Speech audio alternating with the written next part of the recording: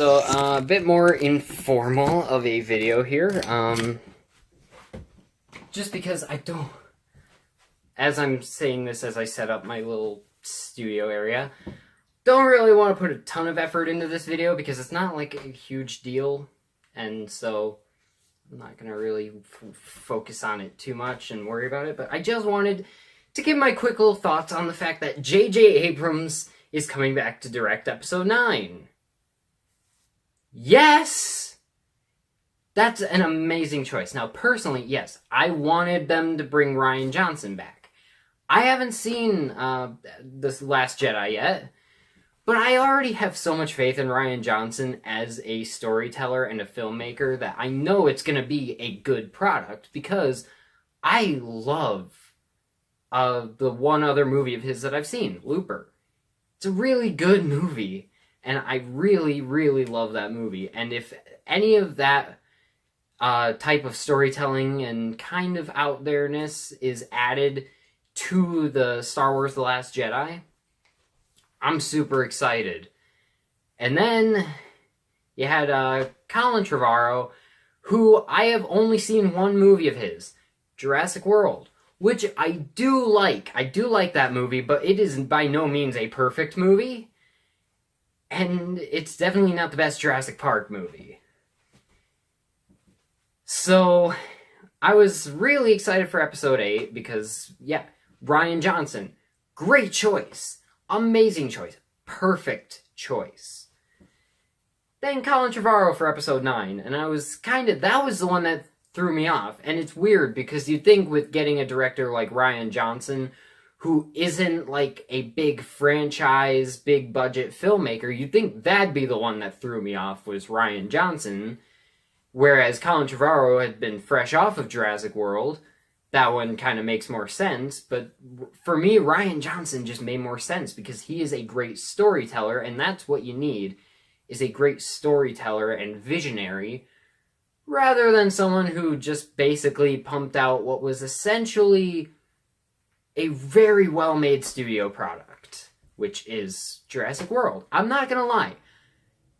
I may be sounding negative on Jurassic World. I do like Jurassic World. I think it's one of the best movies of 2015, and it is by no means a bad movie. It's actually a really, really good movie. But it does, at times, feel like a studio product, rather than just a filmmaker's vision. And that's fine. They were trying to reinvigorate the franchise. It's the same defense I have for The Force Awakens. They were trying to reinvigorate a franchise that hasn't been active in quite a few years.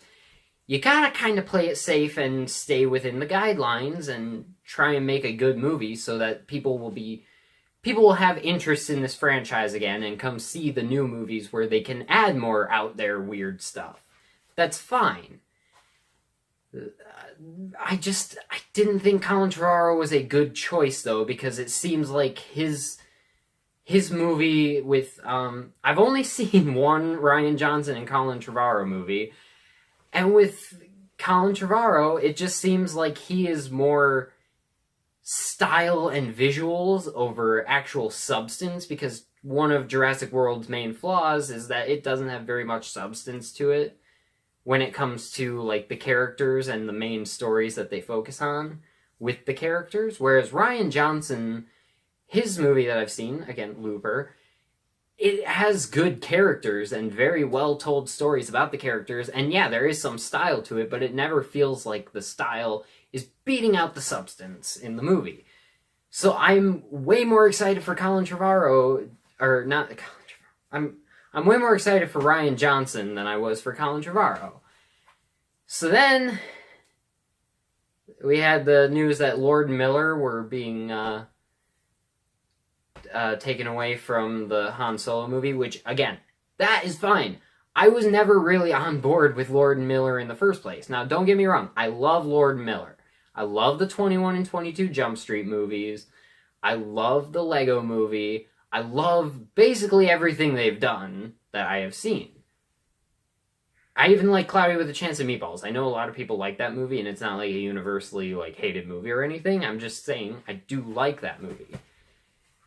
So getting them, I thought, was a solid choice for a movie in general, but getting them for the Han Solo movie just didn't really fit for me, just because Han Solo is a comedic character, but he isn't a character that is like a comedy character.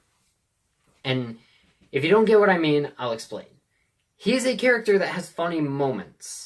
He is not a character that is trying to be funny, like in a comedy, like a 21 or 22 Jump Street, where the characters and a lot of the lines are meant to just make the audience laugh.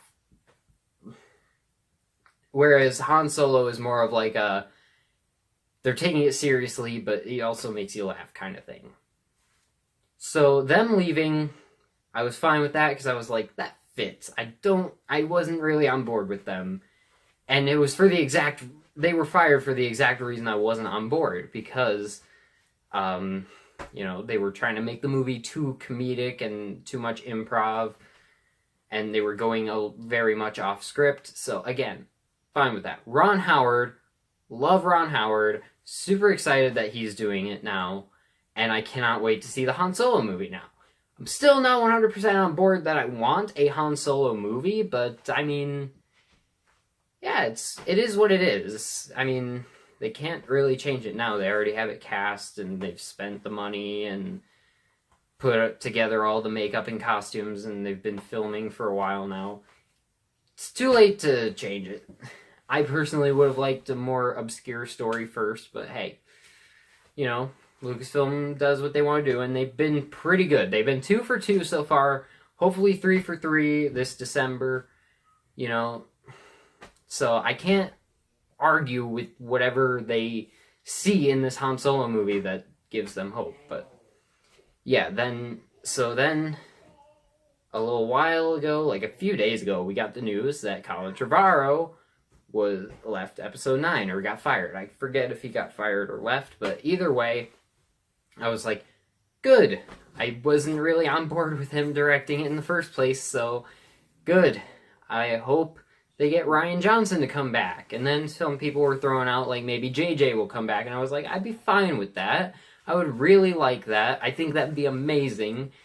I just kind of want Rian Johnson to come back, because I know whatever Rian Johnson does will be something unique and cool, which is why I'm really excited for The Last Jedi. But alas, a couple days later, like yesterday I think, we get the news that J.J. Abrams is coming back to direct episode 9, and my hopes for episode 9 have been completely they've just completely come back. Because you know what one of my favorite movies of 2015 was? I just grabbed the Superman Returns Blu-ray. Star Wars The Force Awakens. The movie's great. It's very well written and well directed. And guess who wrote and directed it? J.J. Abrams. Guess who's writing and directing episode 9? J.J. Abrams. And Chris Terrio is also co-writing it with J.J. Abrams. He co-wrote, I believe, Argo with Ben Affleck that he directed, as well as I think he did some polishing on the script for Batman v Superman. So, dude's got some pretty impressive stuff on his resume. And I'm so excited for this movie now. Because I think JJ, while not my first choice, is the perfect choice. Because I love what he did with the Star Trek franchise. I love what he did with The Force Awakens. I've pretty much loved everything that JJ has done. Even some of the movies he's produced, like the Cloverfield movies, I think are amazing. And I cannot wait to see episode 9 when it comes out in 2019, I think. I'm so excited. I think they pushed it back to December also. So I'm really excited to see it though. I think this is a great move for Star Wars.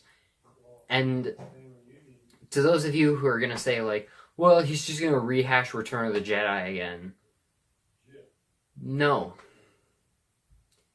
The only reason that The Force Awakens was very familiar was because, and it goes back to what I was saying before, they were trying to reinvigorate this franchise and get people on board to see more unique stories, so they played it very, very safe with the movie to get people interested. Now, people are interested again. Now, The Last Jedi, I hope, is going to be very different than any other Star Wars movie we've seen. Everything we have all have seen from it so far suggests so. And the next one, Episode 9, whatever it ends up being called, is probably going to be very different also, because J.J. Abrams is a great storyteller, and this is going to be, like, it's going to be better because it's going to be, like, he's going to be continuing Rian Johnson's story rather than his own. So, you know, he's got to start from what they leave off with Episode 8, and I feel like that'll lend him to be more creative with the story and kind of take more places away, like, just diverge a little bit more from the familiar story points. But I could be wrong. We could be getting Starkiller Base 2 and Porgs beating up stormtroopers. I don't know. And, you know, Kylo Ren and Rey fighting in front of Snoke in a chair on Starkiller Base 2. Could happen. I don't think it will, but hey, those are just my thoughts. I think J.J. Abrams is a great choice to come back and do Episode 9. I cannot wait to see it. I would have liked them to have gotten Rian Johnson back, but I love his excuse for deciding not to come back. He said he just is looking forward to being an audience member again, and that's a great excuse, so yeah. Thank you guys for watching this video. I know this isn't like what I normally do with my movie reviews. This is just kind of me, just kind of throwing out the things that are in my head. And, you know, it's not scripted. I don't have any notes or anything.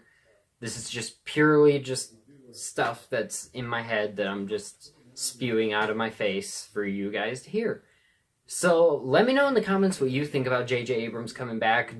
Is there anyone else you would pick to do it? You know, I know I heard a couple people who were like, maybe get George Lucas to come back and do it. Like, that could be kind of cool if they got someone else to write it and he was only directing, but I think JJ is the best choice. Anyways, guys, let me know in the comments your thoughts on this and who else you would like maybe have wanted to direct Episode 9 instead. And see you in the next video. Bye.